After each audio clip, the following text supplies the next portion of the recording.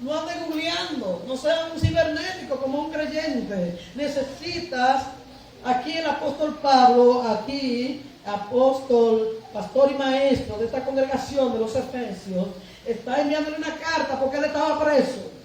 Y no preso porque mató a nadie, porque mira, aquí él no mató a nadie. Estaba preso, ¿usted sabe por qué? ¿Por qué usted cree que estaba preso? Por predicar el evangelio. Oiga, por predicar el evangelio.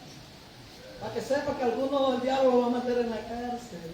Y sin embargo, fíjense lo que él está desde su prisión, está diciendo esta gran verdad. Y está expresando su deseo ardiente de ayudar a cada creyente a que descubran el gran propósito de Dios como su iglesia. Como su iglesia, no como su congregación, como su iglesia, que a veces cuidamos más de la pared y de la silla y de lo que tenemos que de nuestra iglesia. De este templo, que es el templo del Espíritu Santo. Cuidamos más los físicos, los palpables. Y hay que cuidarlo. Los seres de Dios hay que cuidarlo, igual que ustedes tienen que cuidarlo de su casa. Con el mismo celo, con delicadeza. Pero esto no es lo que te va a llevar al cielo. Este templo hecho de mano de hombre no es lo que tenemos que cuidar. Hay que cuidarlo, claro, porque no estamos para destruir, el que destruye es el diablo. El templo que tenemos que cuidar, diga así, es este. ¿Acaso se te olvida que eres el templo del Espíritu Santo? O sea, a veces cuido más la iglesia y ustedes pueden ver eso, que los religiosos cuando pasan por el frente hacen esto, vean, y se hincan un chingo así. Porque cuidan los blogs y la varilla, pero su corazón no lo cuidan.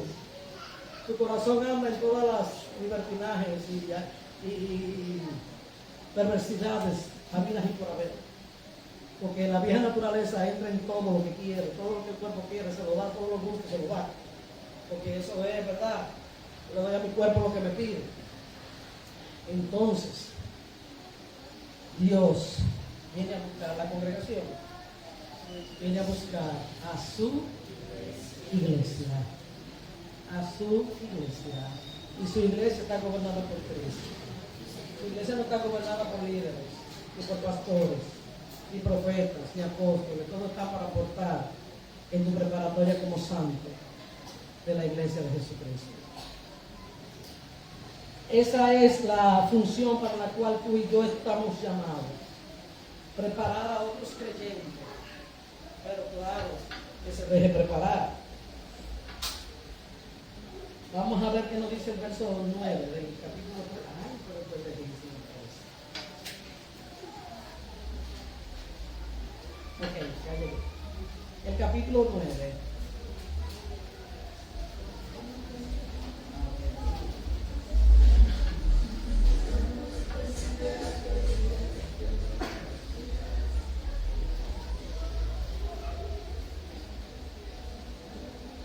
Entonces, todos tenemos la gracia de anunciar, ¿qué cosa?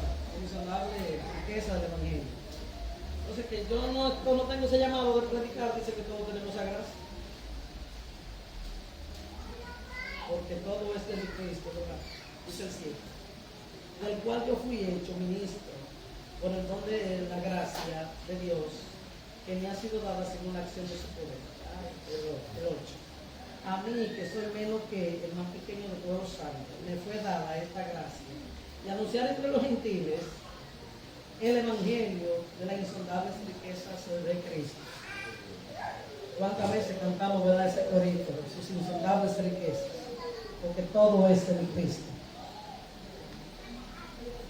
Y de aclarar, segunda parte, y de aclarar a todos, ¿a cuántos? A todo cuál sea el plan del misterio escondido desde los siglos en Dios, el creador de todas las cosas. Entonces fíjense, hay una misión en Pablo y hoy en nosotros, dice aquí, de aclarar, diga conmigo aclarar, el misterio escondido. Entonces, cuando el misterio escondido se aclara, ya no es un misterio escondido. Pero si usted ve como oveja sin pastor, ¿cómo le van a declarar el misterio? ¿Y usted sabe lo que es ser una oveja sin pastor? Dígame a ver si usted sabe.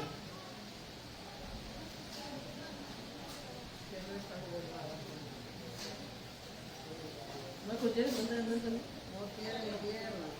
No tiene gobierno, no lo gobierna Cristo. Una oveja sin pastor no lo gobierna Cristo. Porque las ovejas que están gobernadas por Cristo tienen pastor, tienen apóstol, tienen profeta, tienen evangelista, tienen maestro. Para su edificación como iglesia, para descubrir el gran misterio. Entonces esa era la misión de Pablo, aclarar a todo creyente el misterio escondido. Pero usted se cree que un creyente que usted no lo ve, usted le puede aclarar nada.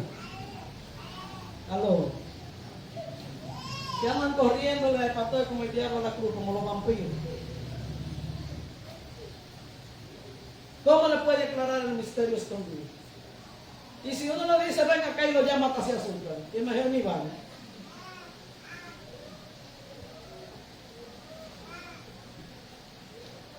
Porque tiene miedo a que el misterio escondido te sea declarado. Porque ¿qué es lo que queremos que Dios nos diga? Señor, dime para lo que tú me llamaste. Tiene una carita de pelo, ¿qué pasó? La gatita Michelina, ¿tiene pelo? Tiene pelo. Entonces, fíjense, el 11, leemos el 11. El 10. El misterio escondido por el creador de todas las cosas. Para que la multiforme sabiduría de Dios sea ahora dada a conocer por medio de quién, de la iglesia, a los principados y potestades. Sígalo leyendo. En los lugares celestiales. Fíjense el interés del apóstol Pablo. Dar a conocer, primeramente, aclarar el misterio escondido. Pero ¿a quién se le pueden aclarar las cosas? Al que está presente. Si está un creyente ausente, no se le puede aclarar nada. Y después a mí no me dijeron. A mí Dios no me habla. Si usted está aquí, Dios no me va a hablar. Porque Dios no le va a hablar a la silla, le va a hablar a usted. Ahora, si usted no está en Cristo, todo le va a chocar. Ahora, si está en Cristo, va a decir gracias, Señor, por tu amor, tu cuidado conmigo y tus misericordias. Entonces, fíjense bien de lo que dice el verso 10. Para que la multiforme sabiduría de Dios, multiforme, muchas cosas, diferentes cosas, grandes cosas, a multiforme, porque lo de Dios es grande, mucho y cambiable. Lo de Dios no es una forma, porque luego hacemos idolatría de eso. Yo sé cuando hay algún hermano queriendo provocar una unción rancia de algo que le funcionó en un culto hace 3 años, o en un culto pasado, no importa el tiempo, lejos o cerca, y tratan de hacerlo otra vez como a ver si pego. No, ahí no está la multiforme gracia y sabiduría de Dios. Él es nuevo cada día, hasta en las nubes. Usted se pone a mirar las nubes, cada segundo las nubes tienen una forma diferente. Las nubes es el paisaje de Dios, sus pisadas. Porque Dios no es el mismo en cuanto a su manera de Él presentarse a su iglesia. Dice aquí, revelado el apóstol Pablo, en el verso 10, para que la multiforme sabiduría de Dios sea ahora dada a conocer por medio de la iglesia. Entonces, ¿usted sabe quién es que va a dar a conocer la multiforme sabiduría y gracia de Dios? ¿Quién? ¿Cómo lo dice ahí en el verso 10? ¿Por medio de quién? Por medio de la iglesia. Entonces, por eso es que Pablo tiene este interés de aclararle a los creyentes el misterio escondido, para que la multiforme gracia y sabiduría de Dios sea dada a conocer a través de su, no dice a través de su congregación, a los que viven corriendo, que ya hoy están congregados aquí, mañana congregados allí, y pasado congregado para allá. Triste de la última congregación, porque si llegó ese día que lo vean bien, porque así como se va de una, se va de la última y se va de COVID. Porque no es congregación, no son edificios, es iglesia, que es uno solo. Entonces, para eso es que hay que aclararte. Como creyente, para que cuando venga esa multiforme gracia y sabiduría de Dios sea dada a conocer a la... Pero tenemos la idea que es este difícil. Diga a la iglesia. A la iglesia. No a mí como congregación, como parte de este tabernáculo, no. Este es el lugar donde nos identificamos y nos congregamos. Aquí está mi congregación. Pero no mi iglesia, porque la iglesia es de Jesucristo. Entonces, la multiforme gracia es a través de ti y de mí cuando seamos iglesia, no congregación. Y la iglesia está gobernada por Cristo. Y si tú estás siendo gobernado por Cristo, esa multiforme gracia y sabiduría la vamos a ver a través de ti. Hay cosas que usted ve que pasan por aquí y no impactan, no dan vida, no provocan vida. ¿Por qué? Porque ya ha hecho falta aclararle como creyente estos puntos que Pablo está hablando aquí desde el verso 9. Que tú necesitas quien te aclare por qué las cosas fueron y por qué no fueron. Pero nosotros solamente queremos aplausos y gloria a Dios. Y que nos digan palabras bonitas y nos motiven nuestro ego y nuestras emociones, brinquen y salten. No, el Evangelio no trae eso. El Evangelio es para salvación, para que sea formado por Él y pueda ser iglesia de Jesucristo con el poder de Dios aquí en la tierra. Aquí esto no es un asunto de impactar emociones, de salir con la calambrina, apretando brincos y hablando un poco como lo loco. No, la iglesia de Jesucristo no es esa. Nosotros tenemos que depurar lo que es realmente la iglesia de Jesucristo. Dice el verso 11. En la parte B, por medio de la iglesia. Entonces, ¿sabe usted cuál es la multiforme sabiduría que se le da a conocer a la iglesia? ¿A quién que le vamos a dar? ¿A quién es? Mire, si usted está conmigo o está con el Señor a actuar en su palabra, ¿a quién es que la iglesia le va a dar a conocer la multiforme gracia y sabiduría de Dios? ¿A quién? Pero no lo diga con miedo, dígalo con autoridad de fe. A las potestades y a los principados, ¿verdad? Y añade otra forma, en los lugares. Entonces fíjense usted que nosotros no vamos a cambiar ninguna mentalidad de nadie, porque un principado es una mentalidad. Algo que usted piensa y hasta que usted no sea demostrar lo contrario, eso es lo que usted piensa.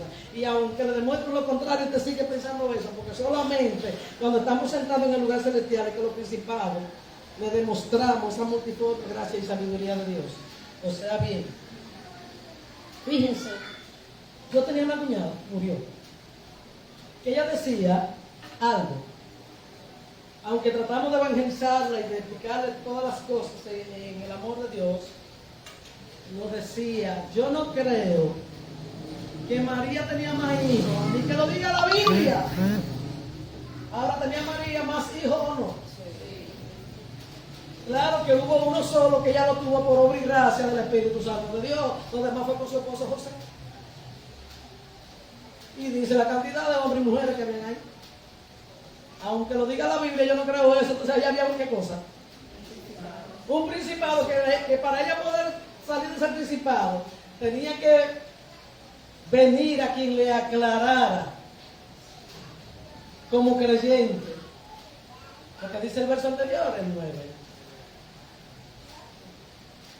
Pero hay gente que las aclaraciones que buscan es a través de internet, no a través del Espíritu Santo de Dios, ni a través de las personas que Dios le tiene asignadas para que descubran las cosas y le aclaren las cosas. Que aquí no vamos a descubrir nada, solamente van a haber aclaraciones, porque la Biblia no tiene interpretación privada. Entonces dice que a través de la iglesia, esa multiforme y gracia de sabiduría de Dios, que va a ser a través de su iglesia, ¿en qué momento?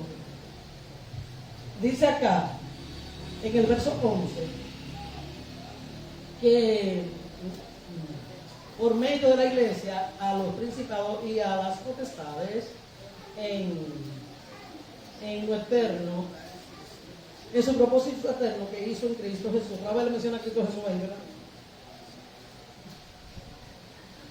En los lugares celestiales. Entonces fíjense desde dónde es que usted va. Pero no es que yo voy a mi marido a sacarle de la cabeza lo que tiene metido. Que usted no tiene ese poder, y yo tampoco. Ese lo arreglo yo, mire que te lo arreglo. ¿Quién le dijo a usted eso? ¿Quién le dijo que usted va a arreglar? Nadie. Nosotros no tenemos ese poder. Tenemos que caminar con el garabato que agarramos, vea, hasta que Dios sea que trate con esa gente. Porque, por ejemplo, mi esposa cuando vino al Señor, cuando nos casamos, él venía de una ideología política. Y usted sabe lo que es una ideología política. Ese es un demonio difícil de sacar de la mente. Porque es un principado. Pero yo nunca me metí con eso. Ahora, a mi papá yo sí le pedía que tratara con él. Porque yo podía conocer, porque yo pueda conocer lo que está en ti. Yo tengo que ir con un palo, sacarte los palos, lo que yo estoy conociendo que está en ti. Mira, hasta que no vengo yo a la multiforme sabiduría de Dios, porque Dios, la persona que tiene escogida, que puso autoridad, su gracia para mí, me aclara las cosas. Que no soy un creyente ausente ni una oveja sin pastor. Entonces, Dios va a entregar, eso me va volviendo su iglesia, es lo primero, y me va a entregar entonces la multiforme gracia y sabiduría para que esos principados, esa mentalidad, esa forma de pensar, o esa basura que tenemos en la mente, aquí en el cerebro, que desde que estábamos en el vientre arrastramos muchas cosas. Entonces, cuando yo estoy sentada allí, en el lugar celestial, desde ese lugar, es que esa multiforme sabiduría va a ser manifestada a la iglesia, a mí como iglesia. Entonces usted se da cuenta en qué lugares que tienen que estar sentados. A veces pensamos nosotros que el lugar celestial es el cielo, el lugar que tiene Dios separado para los santos redimidos, como el lugar ya preparado para los redimidos. El cielo, el lugar celestial, es la posición espiritual en la que tú y yo debemos estar aquí en la tierra. Para que cuando el cumplimiento de los tiempos lleguen a mi vida y a tu vida, de lo que está en el cielo y de lo que está en la tierra, todo sea reunido. ¿Reunido en quién? En Cristo Jesús. Entonces, ahí es que Él va a iluminar a mi mente de toda esa tela de araña que yo vengo caminando con ella por generaciones. Pero que ya yo estoy sentado en un lugar celestial conjuntamente con Él. No, wow, mira esto que está aquí. No, pero esto viene aquí. Mi hogar ya no es el hogar como mis padres lo tenían, que el hogar como mi padre lo tenía, mi hogar nunca, pero después de Cristo será así. Era una taberna, una coladera de café para el pueblo, una jugadera de bingo y un juego de dominó abajo de la mata. Ese hogar, ¿usted cree que yo puedo seguir caminando en Cristo con ese hogar? No, yo estoy en Cristo. Ese hogar, ese de mis padres, que es el que yo agarro, naturalmente, ese tiene que venir a dónde? A Cristo.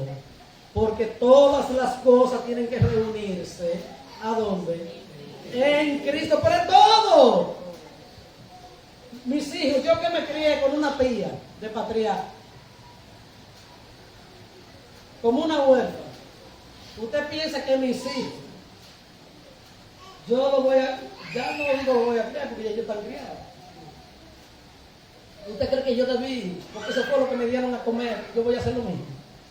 No, mire, eso me hizo fuerte. A mí mis hijos comen cacajo conmigo. Ese es el dilema mío. O sea, que mientras yo encuentre que darle con estos brazos que están buenos, esos van a estar conmigo. Mis hijos yo no los desaparto. Pero porque eso era fuerte en mí. Porque yo fui una hija desgajada, arrancada del árbol, cortada del ramo. Eso me hizo fuerte. Y mis hijos, el día que se casan, se derraman de mí. Entonces eso vino a Cristo. Y gracias a Dios me dio esa oportunidad.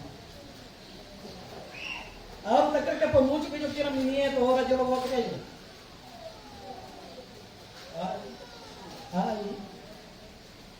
Eso también yo tengo que traerlo a Cristo. ¿Sabe por qué? Porque los otros hermanos míos fueron criados con abuela. Y la parte que a mí me faltó de la tía hasta que me casé fue con la abuela. Entonces yo tengo que traer eso a dónde con mi nieto, ¿a dónde? A Cristo. La familia mía no se congregaba.